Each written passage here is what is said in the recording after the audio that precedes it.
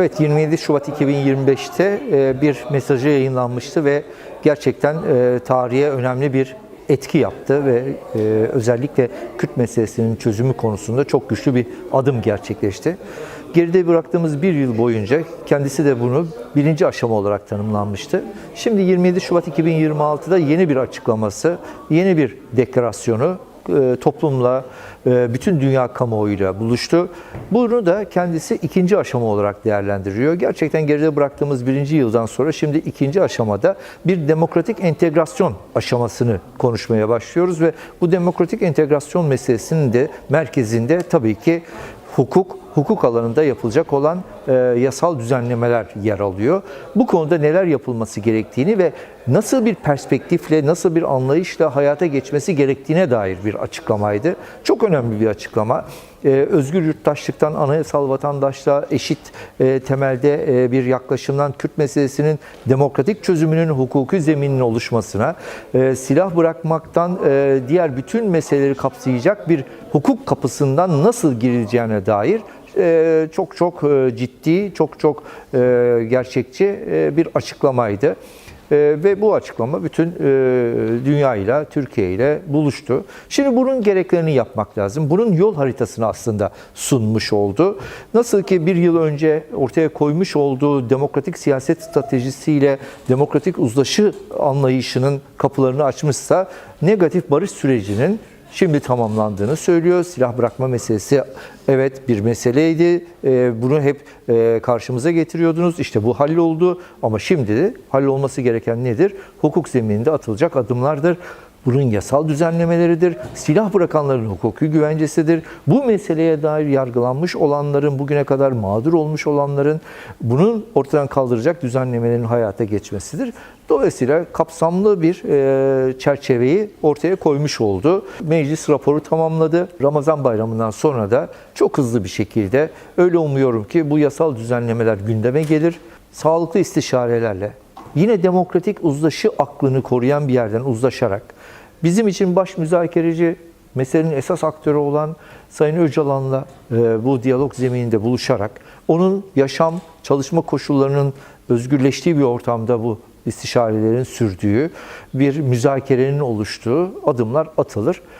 Umudumuz bu yönde. Bunun mücadelesini ve çabasını vermeye devam edeceğiz. Rapor tamamlandı şimdi artık. Raporun eksiklikleri var. Raporun tabii önemli katkıları da var. Tabii şimdi artık rapora sıkışıp kalmamak lazım. Rapor önemli bir aşamaydı, bir merhaleydi, tamamladı. İşlevini tamamladı. Çünkü raporun yazılmasından önce esas olarak bu partilerin bir komisyon çerçevesinde bir araya gelebilmesiydi. Bir müzakere zemininin oluşmasıydı ve bir siyasi muhataplığı yaratmasıydı. Bunu yarattı ve bu komisyonun üyeleri İmralı'ya gittiler. Sayın Öcalan'la görüştüler. Siyasi aslında muhataplık böylece gerçekleşmiş oldu ve raporunu yazdı.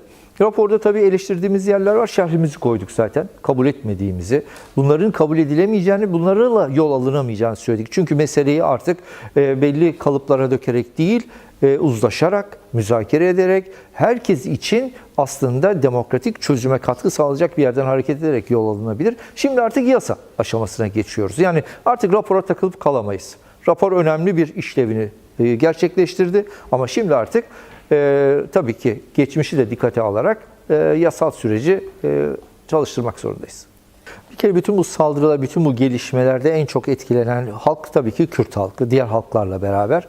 Ve dört parçada aslında demokratik entegrasyonun güçlenebilmesi için demokratik ulusal birliğin de hayata geçmesinin nedenli önemli olduğunu bu son gelişmelerde bir kere daha anladık. Bu bir. İkincisi, tabii ki emperyal saldırıları kabul etmek mümkün değil.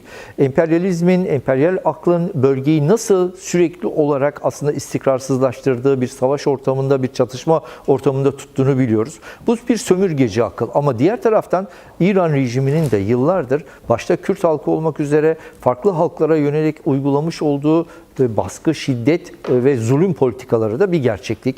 Dolayısıyla ne otoriter rejim ne emperyal saldırılar diyoruz. Üçüncü yol olarak biz her zaman olduğu gibi halkların bir demokratik ulus anlayışıyla demokratik bir toplum gerçekliğinde yaşamasını savuna geliyoruz. Bunun hayata geçmesi için Rojava'da da olsun, İran'ın başka kesimlerinde de olsun, Rojava'da da olsun, yani bütün coğrafyada bir demokratik ulus anlayışıyla halkların kendi iradesiyle kendini yönetebilecek bir güce sahip olmasını savuna geldik. Üçüncü yol budur. Demokratik toplumun inşası budur. İran için de bizim savunduğumuz budur. Yoksa bugün İsrail saldırganlığını ya da Amerikan saldırganlığını kabul etmemiz mümkün değil. Ama İran otoriter rejiminin de bugüne kadar var etmiş olduğu sistemi de kimse savunmadı, savunmayacaktır da. Tabii ki bölge bir savaşa doğru sürükleniyor. Umarım bu savaş halinden çıkabiliriz. Ama bu savaş halinden çıkmak demek ne eski rejimi yeniden restore etmekten geçer ne de emperyal saldırılara cevaz vermekten geçer. Bence İran halklarının kendi iradesiyle rejimi demokratikleştirme çabalarına destek vermeliyiz. Türkiye dış politikası bu anlamda çok yetersizdir, çok çarpık bir politikadır. Bugüne kadar İran'ın yaşattığı sorunlara karşı Türkiye oradaki halklardan yana tavır koyabilseydi, özellikle Kürt halkına yönelik saldırılara karşı tavır alabilseydi, belki bugün bunlar yaşanmayabilecekti ama Türkiye'nin yanlış dış politikalarının da etkisi yok değil. Umarım bugünden sonra Türkiye oradaki halkların haklarını savunan bir yerden İran'ın demokratikleşmesi çabalarıyla hareket eder. Tabii bunu söylerken şunu da söylemek gerekiyor. Türkiye'nin de demokratikleşmesi bizim için önemli bir meseledir.